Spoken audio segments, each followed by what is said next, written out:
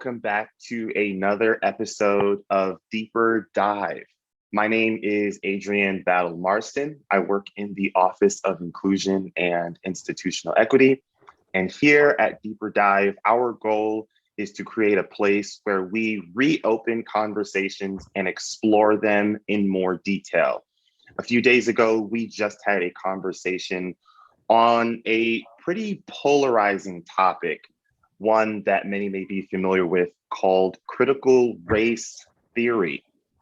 Dr. Atiba Ellis joined us to present on his expertise on that topic, but we felt as though we wanted to explore this conversation a little bit more to provide a level of nuance on this very polarizing topic that has in many ways captivated a lot of conversation in the public discourse, particularly in higher ed. So joining with me today, we have two of our very own professors here at Towson University. Our first guest, we have Dr. Tara Blackshear. She is an assistant professor of kinesiology. Dr. Blackshear, how are you? I'm well, thank you. Thank you for having me. We also have Dr. Richard Vatz, who is a professor of political persuasion. Dr. Vatz, how are you? I'm well, thank you. Good, good. So we want to jump right into the conversation because we have a few questions here that I would love to get your inside knowledge on.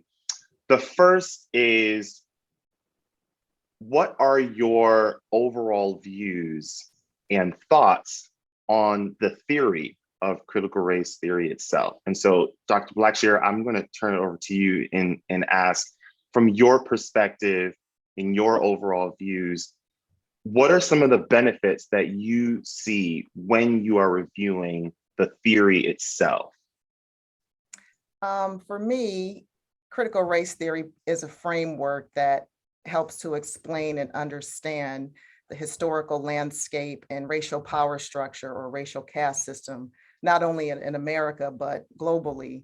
But here in America, shown or evident during slavery, the genocidal practices of the indigenous populations that are evident in, or that have carried over into current social and institutional structures today. And so it is used, it is a tool you also use to predict behaviors as they, in regards to race and racism, are cyclical in nature. And so some of the current debates and critique around critical race theory have existed, and pretty much they look a little bit, they're packaged a little differently, or they've morphed.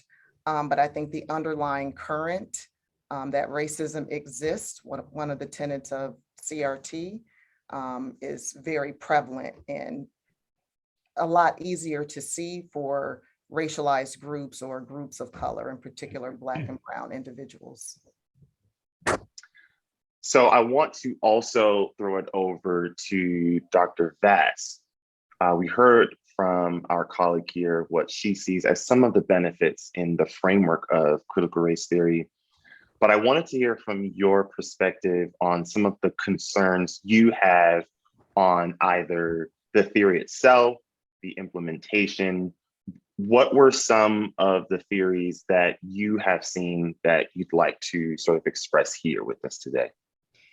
Well, let me say that I do think that critical race theory excuse me, theoretically addresses a lot of complaints that the African American community has, complaints that they are not treated equally in terms of jobs, in terms of economics, the ability to get loans. They often are suspected criminally just because they are African American. They get longer prison sentences. The public education is just awful, and their medical care, they claim, very often is substandard. I agree with all of that. I do not I do not think that everything is an example of racism. I think that there are problems in the African American community. They're also true in the large sections of the white community. I have written a great deal on the problem of fatherlessness, which I view as a major, major problem for not just African Americans, but also white Americans. A smaller percentage of white Americans come from families that are single parent. But I think this just devastates the communities. And I think that until, in addition to the problems that I began with, until the problems of fatherlessness are addressed, some of the problems will be permanent. And I'd like to see, and I've been on television and had a number of panels in which I've said that you've got to disincentivize single parents, you've got to incentivize two-parent families. And again, this is not exclusively for the Black Americans, except that in Baltimore City, upwards now of 80% of families are fatherless. And this is just not sustainable. And it does not mean that the other problems are not significant problems and need to be dealt with, because they do. But it means that you've also got to help yourself on this. And you've got to have politicians who not only will do something about this, but first have to be willing to discuss it. And for example, the mayor of Baltimore is unwilling to discuss this. The state's attorney is unwilling to discuss this. And the city council is unwilling to discuss this. And it's the same thing throughout the country, that it's the one problem that nobody wishes to discuss that is the major problem. But again, I think that there are problems independent of that are simply redound to the unfairness of how African Americans are treated. I would like to follow up what Dr. Vatz said. I also agree that fatherlessness is an issue in many Black communities. However, this is a perfect illustration of using critical race theory to have an understanding that the legacy of slavery, where Black men were ripped or killed or lynched regularly, leaving Black women to raise not only Black children, but white children as well. And so you can see some of the patterns that, they morph and look a little bit differently to welfare, when a father couldn't be in the home if the mother wanted to receive benefits. And so these are systems in place that help perpetuate or help continue. Yet many will just say, oh, it's personal responsibility, and some of the connections or links to these patterns that are very difficult to break. I mean, poverty is a difficult pattern to break, and then you add in race and intersectionality, which is a component of critical race theory, really developed by Dr. Kimberly Crenshaw, that what we see today is just not today, it's a pattern of certain systems that start to become normalized without looking at some of the historical underpinnings, in addition to structures in schools, the school to prison pipeline that's been heavily documented, in particular Black boys, where we lose them in 4th grade because they're often taught by women, often taught by white women. And so a lot of these things are a tribute to some of the social ills that plague some Black communities and families. Well, may I just make a quick response to part of that? Sure. About 50 years ago, the rate of fatherlessness in Black communities was about 25%. And that was right in the midst of hyper racism.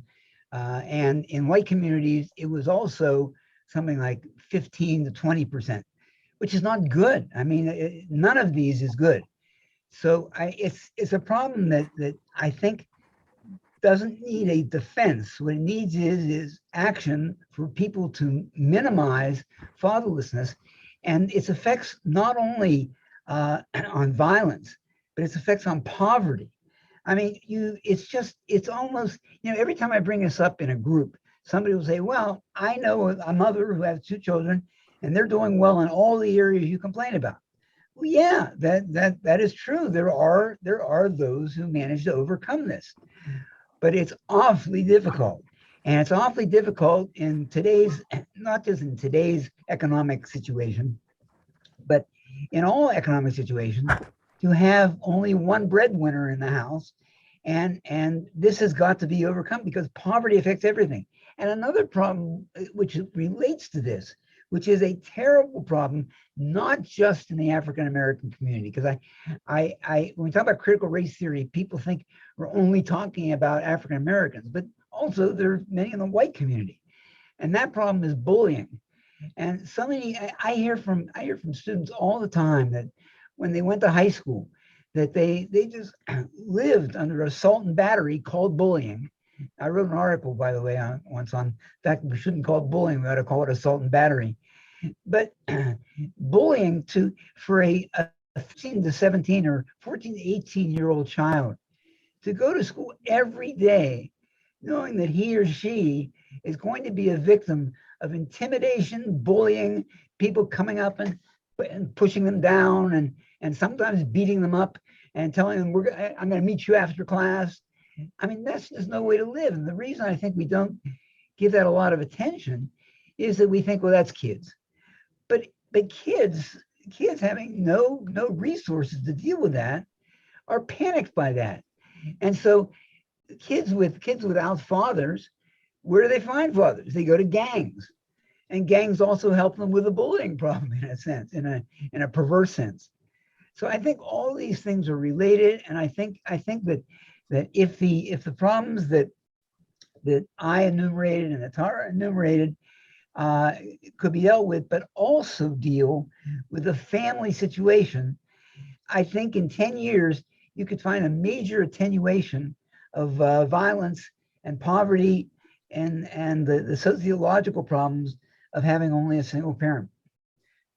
I have two more points actually, because I do father involvement research as well. And some of the metrics that we use to gauge father involvement they exclude Black fathers. And much of the data suggests that we measure fatherlessness or fatherhood if a father is present in the home. And so much of the research indicates that Black fathers actually are more involved in their children, whether they live in the home or out. And so I think sometimes the metrics and the parameters and the narratives that we are actually showing are often not coming from Black fathers themselves or Black families. And so I do think the metric and the definitions need to be expanded so we can see how the father involvement versus fatherless homes, because I think we can conflate those two sometimes at times. And then I want to circle back to your bullying. Recent research, I need to find the actual author, but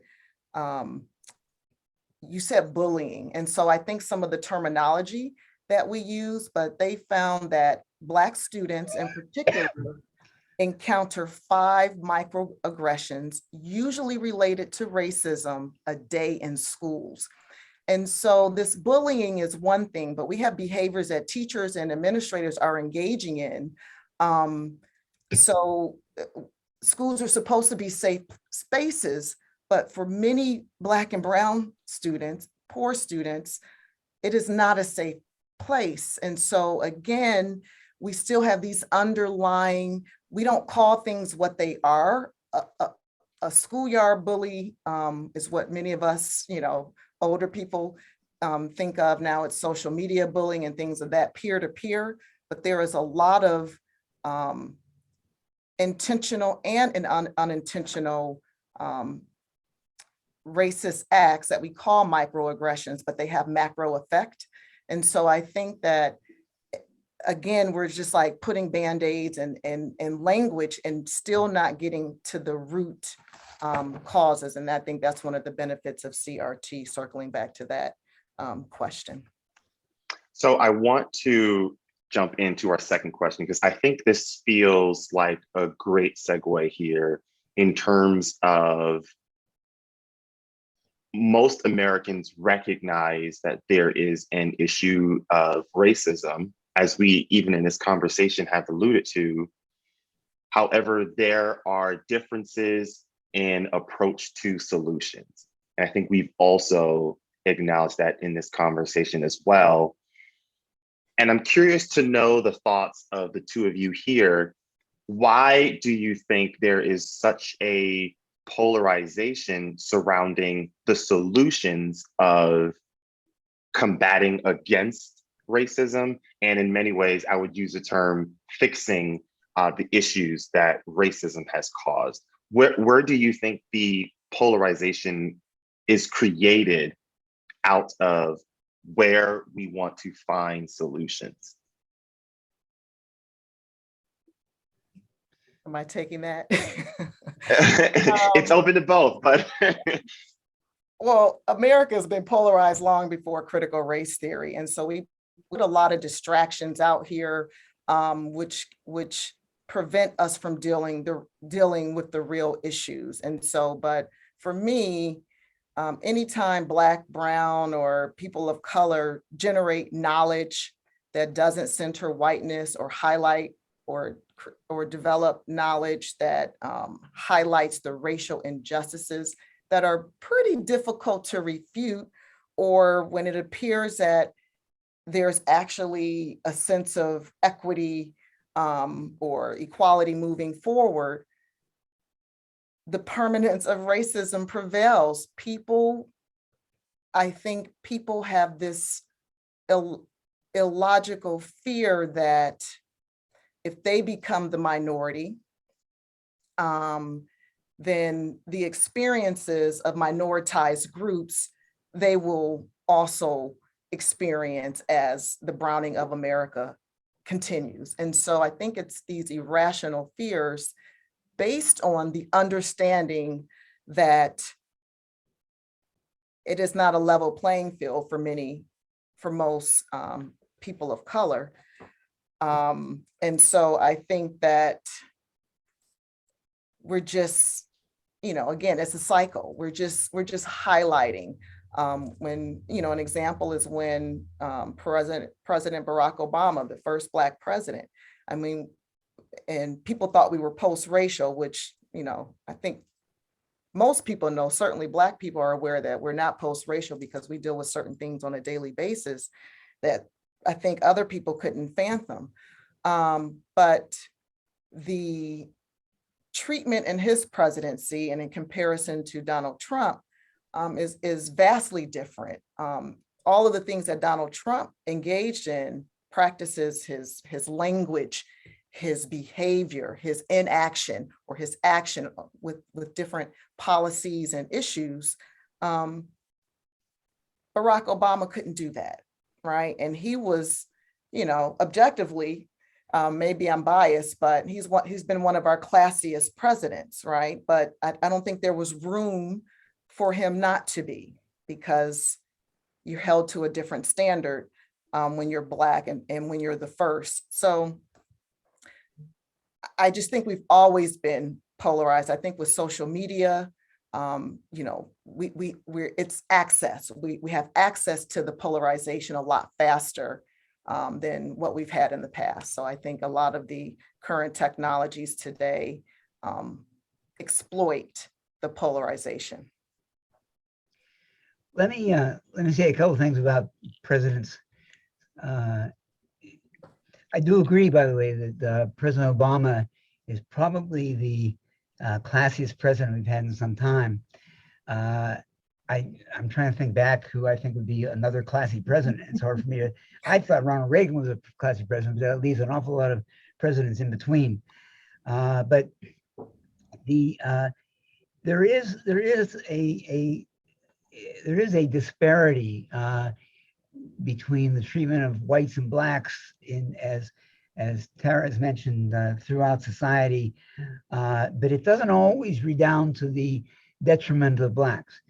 In academic fields, for example, my National Communication Association has, I'd say, in the last 50 years, in its major journals, There has not been one positive article about Ronald Reagan or any Republican president. Not even Donald Trump, which you could argue is because he's such a schlemiel. But you cannot get something published. Not only can you not get anything published, you cannot get a conference paper accepted if it is not on the left, if it is not pro Barack Obama specifically. I have not seen a single negative word about Barack Obama in any of our journals throughout since he's been president, and so our field is tremendously anti-conservative. There's a lot of anti-conservatism. It's not just my field; it's in the political science and all the humanities and social sciences. The articles printed are almost all anti-conservative. So this doesn't mean that they just came up with, they wanted to have a certain dispensation for students coming to conventions. So they wanted to give a substantial dispensation to African American students. Well, there are well-to-do African American students. There are some poor white students. How in the world can you justify making a racial policy on how much it costs you to go to a convention? So again, don't misunderstand me. I mean, in the overall panoramic view of the United States, the discrimination against African Americans well exceeds that. Obviously, discrimination against whites. It even extends beyond the discrimination against Jewish people, although the Holocaust was certainly a unique situation, and that affected a lot of people, not only in Germany and Poland, and also affected people in this country. So I would just argue that the situation of racial and religious disparities, the situation is not limited to treatment of African Americans. It also affects Jewish people, Catholic people. You know, Catholics during the years of the 30s and the 20s were discriminated against terribly. Again, not anywhere near what African Americans were discriminated against. But it's not like there's been no other discrimination in our history except that against African Americans. Well, I mean, that policy with that organization, you know, that's on them. And obviously, it sounds like they didn't have a collection of diverse thought and how to approach and encourage diverse candidates. And this is the argument that many people who identify with white or are white adjacent is, oh, other groups have been discriminated against. There are a lot of poor whites, not arguing that. But when I walk into a space, you see this, right? For someone to just know you're Jewish, you either have to tell them or you have to, or maybe your last name, and that may not even be true. Your religious affiliation, unless I'm in a hijab, which is not always religious affiliated. I lived in a Muslim nation, Islamic nation in Egypt, and covering is part of the culture, not only for religious reasons. So, but as soon as I walk in, I'm summed up. Black people are always, in fact, Sarah Ahmad says, it's a quote, she says, whiteness is visible to those who don't inhabit it. And I was with my colleague, Brian Cope. I said, I'm the program coordinator in my program, physical education, teacher education. And I said, we had 6 capstone interns, seniors presenting. We had 20 majors attend. And I said, I was the only Black person in the room. So, but I think those who do not, unless you're consciously aware using a critical whiteness lens, that it's just taken for granted that you're present. And so the monitoring and the awareness that Black and brown folks have is ongoing. It's an everyday, even at the status of a professor on campus. And I would actually argue that it's highlighted more here than any other place I've lived in the world. So, you know, I think when we start throwing, yes, there's sexism, and unfortunately, I deal with gender racism. But when we use these other forms of discrimination, and if you look at the history, if you look at the behaviors and practices, often Black people, in particular Black women, are coming to the defense of Asian groups, religious minorities, and so forth. So, because we get it. So I do think that CRT doesn't dismiss, especially with the intersectionality, dismiss the other forms of discrimination, but it's not worn, you know, I can't change what I like when I enter a space. I don't have to tell somebody my religion. I don't have to tell somebody these other issues, but as soon as I'm judged, as soon as I walk through a door or in any space. And so I do think those are distinctively different. They're examples of discrimination, but they are distinctively different. Yeah, excuse me. I don't think they're different in kind. I think that the identification of Jewish people in particular, and to some extent of Catholic people and certainly others, is not in doubt to most people. But I mean, again, throughout this discussion, I'm not arguing that the lifelong experience is comparable. I'm saying it's analogous, and that's the argument that I would make. I wanted to maybe expand on this conversation. Dr. Vatz, you brought up the experiences of Jewish people. I'd love to get the thoughts from both of you. When we think about critical race theory, oftentimes it helps us make sense out of how the impact of many legislation, policies, directly or indirectly harm Black people. One of the more common ones that I've seen sort of circulating conversations, particularly on social media, is surrounding the concept of redlining. That was something that we knew significantly harmed African Americans. But there are also a lot of studies that show how redlining impacted a lot of Jewish communities. Is there room in a good faith critique of critical race theory to say, should we expand our understanding of how laws interact with people with certain identities? Idea of how what? Yeah, how laws interact with people with certain identities. And is there room to have a good faith critique of that argument?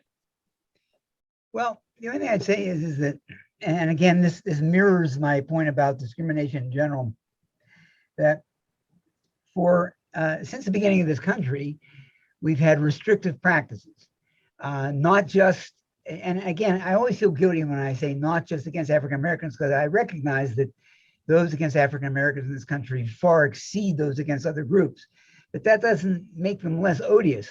And so when you had throughout the 20th century, Jewish people unable to get into various colleges and universities, and Catholic people unable to get into colleges and universities because they're restricted, and nobody seemed to feel bad about this. And this happens today with Asian students.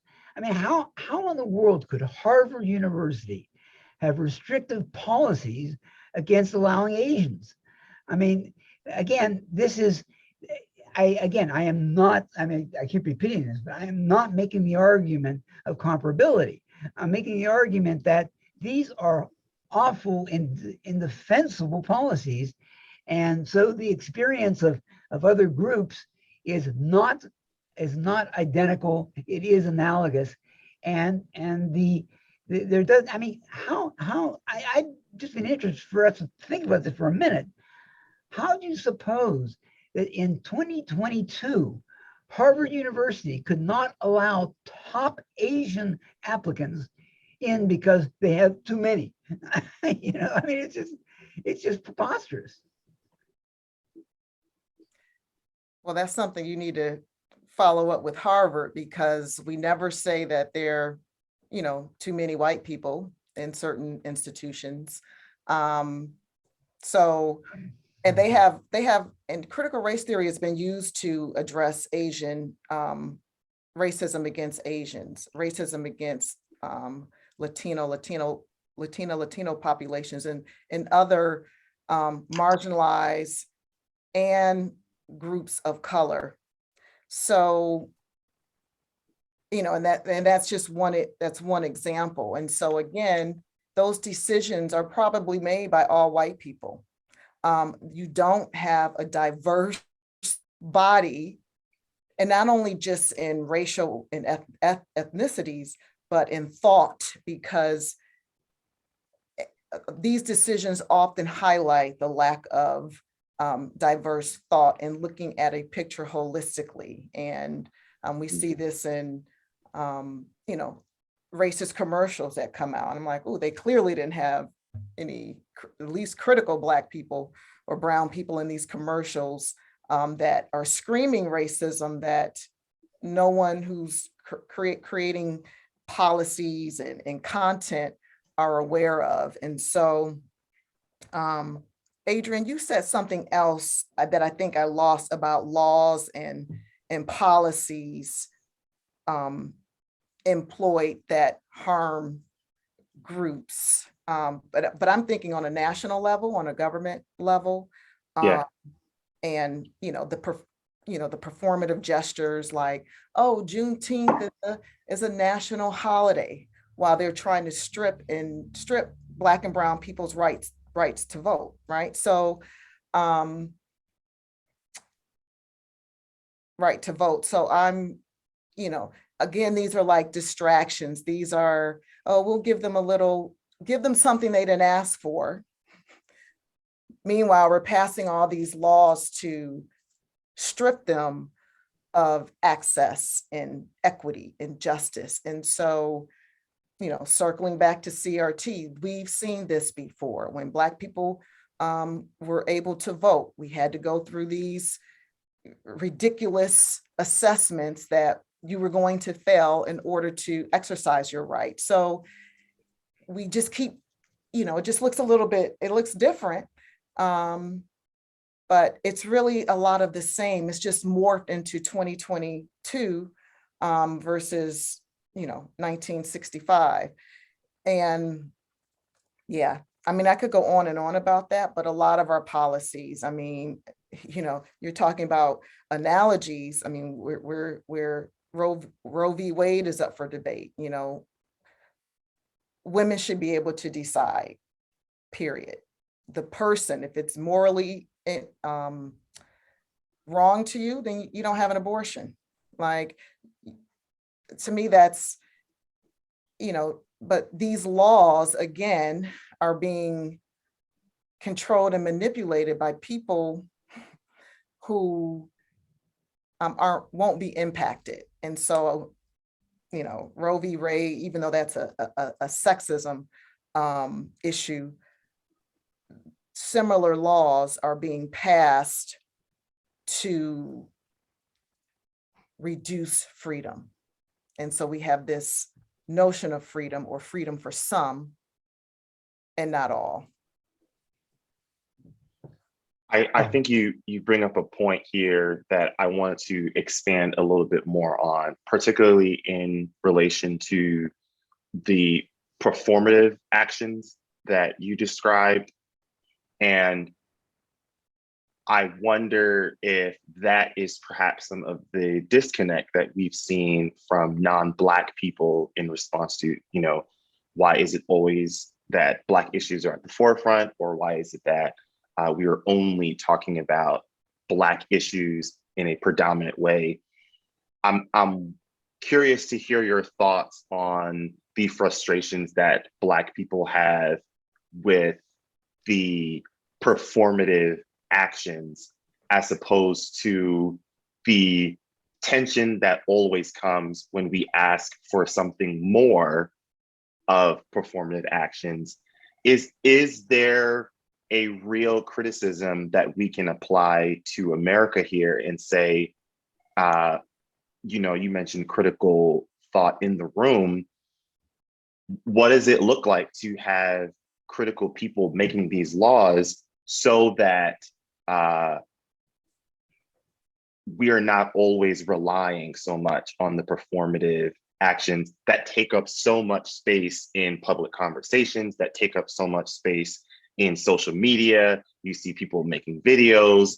What does it look like to honestly critique and say, this is not what we're asking for, but responsibly saying, we are also recognizing the harm that are happening to other groups of people? There are two things that come to mind came to my mind. First is the anti-Asian hate bill that went through immediately, right? And Black people don't have this same bill. And so what's happening to, I think, a lot of Asians, in particular, the lighter hued Asians, not the Southeast Asians of a darker skin tone, as we can look in history with the Irish, with the Jewish community, with Italians, where, was more ethnic separation. And then once folks see the benefits of identifying with, whiteness, all these other groups just start to, it's just white. Toni Morrison says it best. American means white. Everybody else has to hyphenate, right? And so those are just examples that, the differentiation, right? I'm an American who happens to be Black, right? So, policy changed what we call Black people, right? So that's one thing where, Biden, and his administration, they're saying a lot of things, but that Asian law is critical that we don't have, right? So people, I don't think, are paying attention. That's one thing. But to Biden's credit, because he needed Black women to win, he said, I'm going to appoint a Black woman to the Supreme Court justice.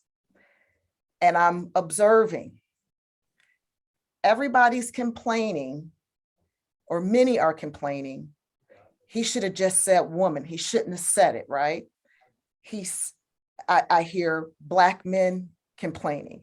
I hear white men complaining. I hear white women, like it belittles it. It all. I haven't heard one Black woman of all class stratifications complain. You know why? Because that's what we want. He centered Black women, and everybody is up in arms because he centered Black women.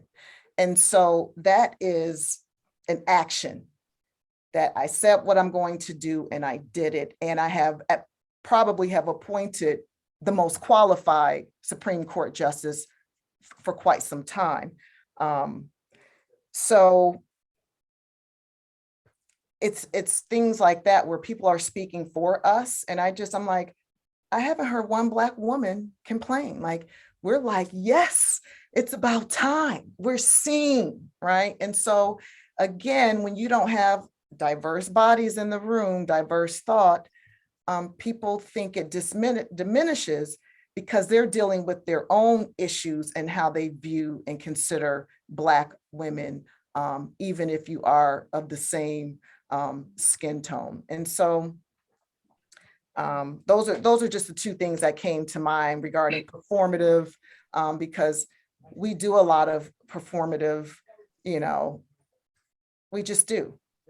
We do. And when we call it out, as CRT does, we want to hide, and we don't want to really change. And I think people think they're giving up a piece of the pie. And I heard it not that long ago. I was in a coffee talk session about race, and white gentleman said, we're sitting at the table, right? The table can get larger, right? You're not giving up anything, but I do think it's the irrational fear that the fear of being minoritized and the treatment that comes along with that in this country. Well, a lot has been added to the agenda since I last spoke. Let me make one or two comments about this. Number one, on Roe v. Wade. I think that it is a woman's issue. I think it is not exclusively a woman's issue, because I think that when you have the baby growing inside you, that makes it more than just your issue. And so I think that is often reductio ad absurdum, the argument that when people argue and get angry and they say, look, the only issue here is, do I as a woman have the ability to do with my body what I wish? Well, it's more complicated. It's more complicated than that. And so I think that, and the other issue was just mentioned. What was the other issue you were just talking about? I'm sorry. The Asian law, or the law protecting Asian groups from racist acts, or the Supreme Court justice pick? Yeah, the Supreme Court justice pick. I'm sorry.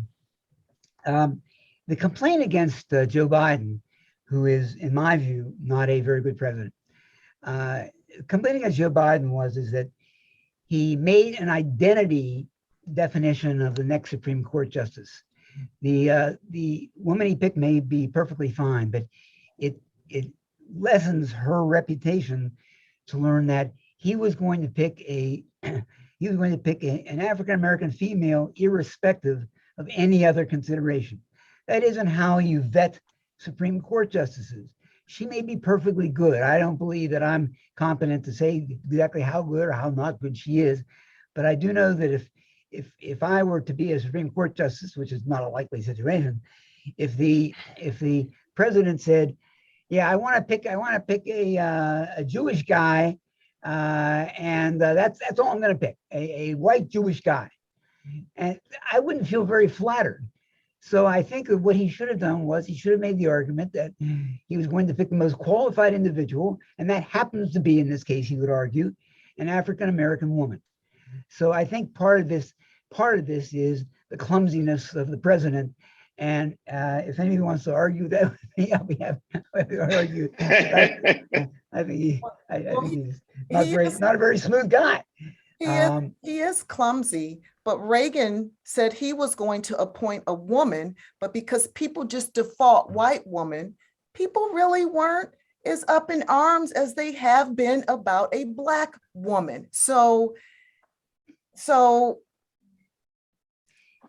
again, I haven't heard Black women with the same criticism that you're giving, because we know what time it is. We know when they just say woman, it's probably not including us.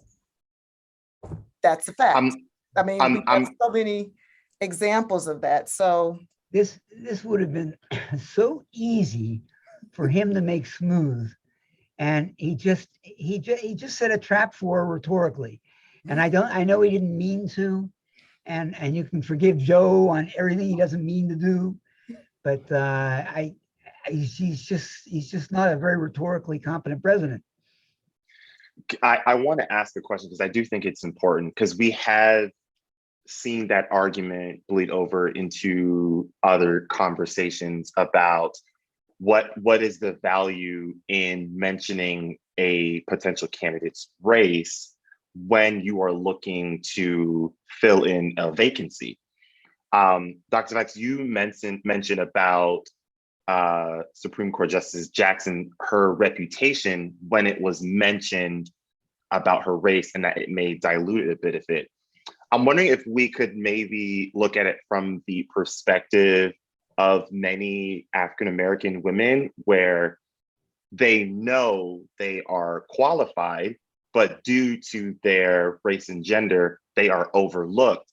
And so to combat against that unfortunate reality, you have to then think about, all right, should I now be more intentional about looking for qualified candidates that are in these two identity groups, because these two identity groups are often overlooked. I have no problem with the choice. I would vote for, excuse me, but again, I'm repeating myself, but for Joe Biden to say, I'm going to pick an African-American woman, irrespective of any other issue, I think cheapens her qualifications. I wouldn't have done it. I mean, if I had been advising him, which is not likely. Why? But why? Why is that the response? But you mentioned that Reagan was one of, you, in your opinion, one of the classiest presidents, but did you have those same feelings when he said it was going to be a woman? He didn't say I was going to pick a white one. It was, I would say it was probably assumed that they were going to be white. Assume, yeah, but I'm telling you that there's a major difference in kind here. Excuse me. Well, when we center Black women, there's always an issue.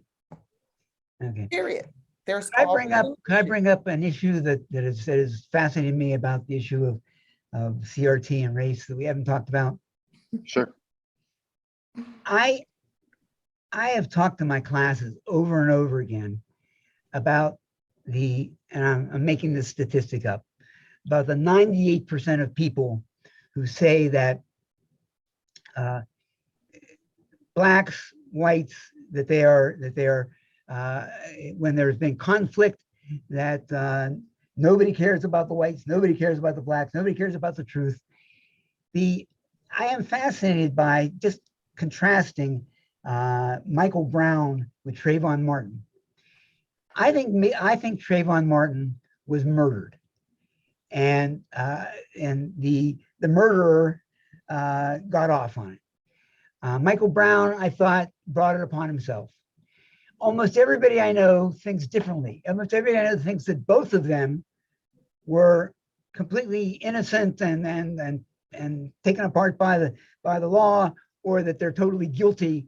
And to me, you couldn't find two more clearly distinct situations than Trayvon Martin and Michael Brown. And so, if I have his name correctly, and so, what I'm saying is that people ought to be able, in honesty, to look at individual situations and say, in this situation, this was simply murder. I mean, it sickens me, the fact that the guy who murdered Trayvon Martin got off. And it doesn't sicken me that Michael Brown was in fact, taken in. I think he died during that confrontation with police, which he started and he manufactured.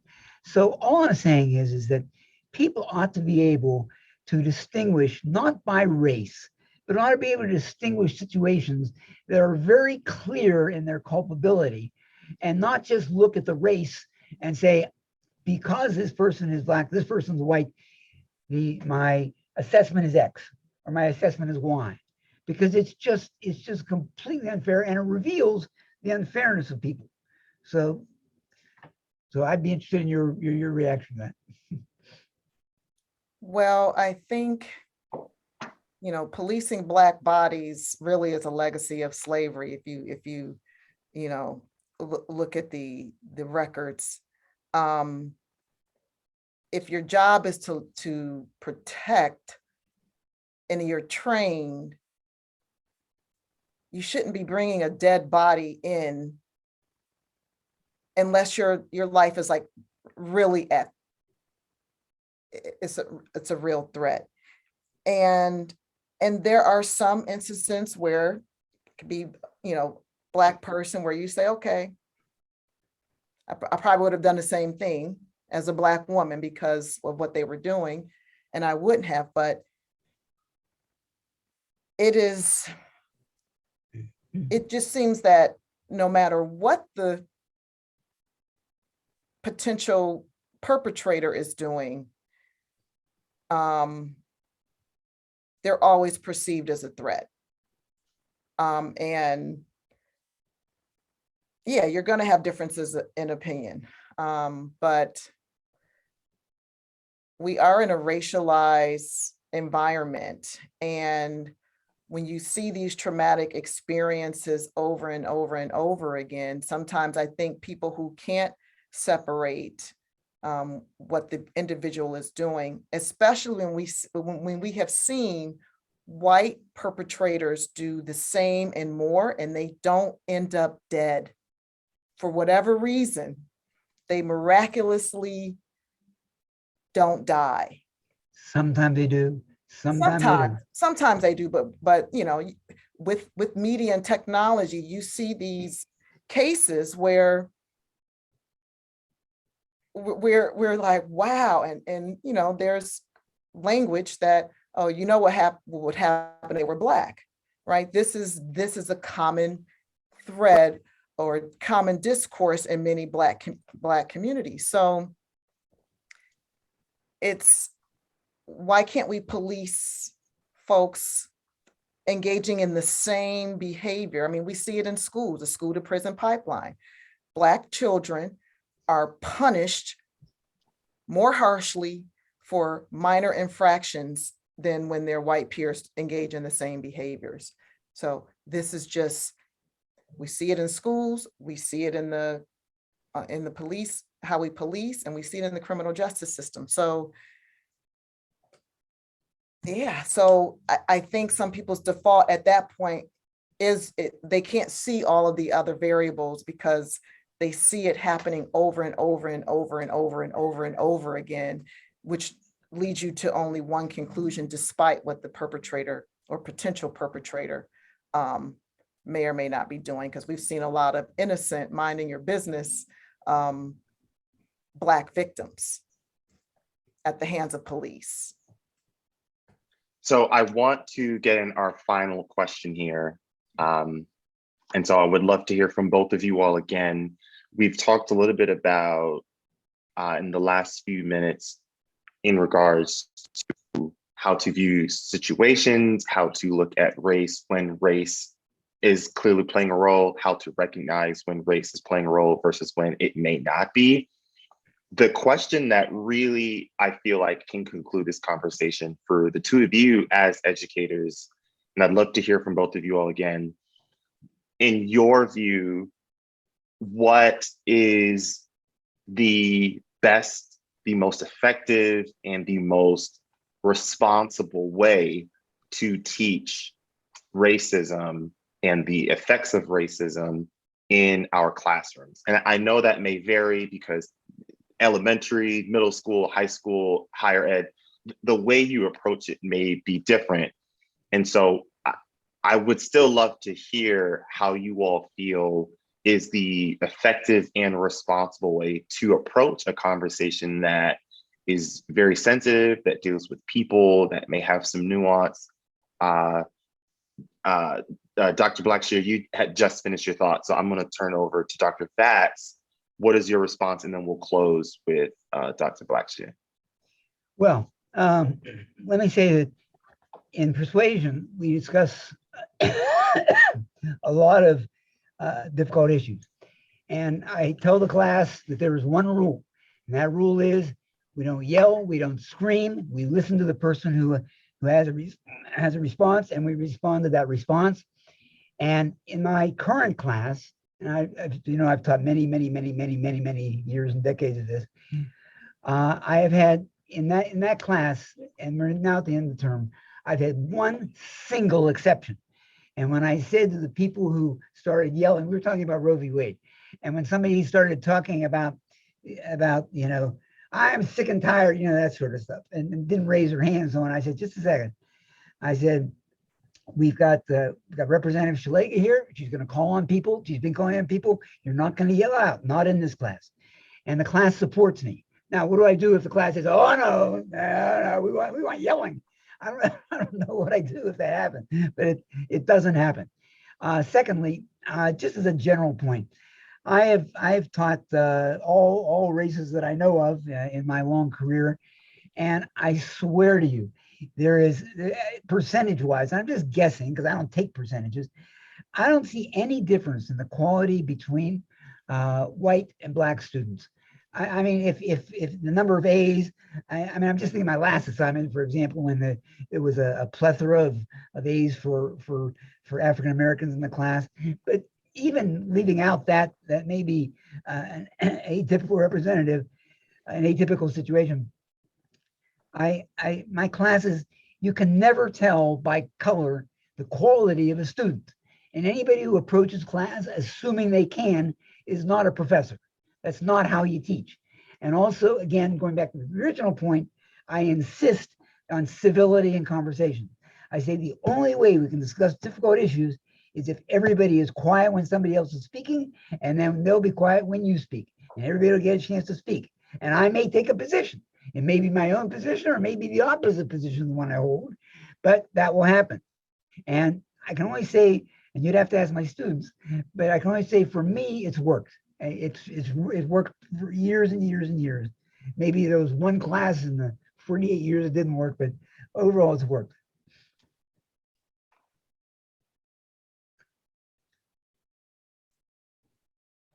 Thank you. Dr. Blackshear. Thank you for sharing that. And that just came to mind when you were talking about the other forms of discrimination and your experience with your students of all groups, because there is quite significant record of Jewish allies in the civil rights movement, right? Because I think there is that understanding of egregious treatment of your people by another group. So I appreciate that, because many educators, I don't think, look at their students that way. I think some have a preconceived notion on ability. And sometimes it's, in the literature in K-12 schools, the expectations are lower for Black and brown children. And I'm going to give this example before I answer the question. I'm preparing for a keynote in a few weeks. And my first year teaching, I was in health and physical education. There were 5 of us, 2 older Black men, veterans, and 3 new teachers, all women, 2 white and myself. And I remember we were teaching health, and one of my white female colleagues did this. She said it was health work. And she said, "You see this work?" And I said, "Yeah." She said, and she threw it in the trash. She threw it in the trash. And she did it in front of me and had no fear, no worry, threw all Black students' work in the trash. And that is how many of our students are treated, like trash.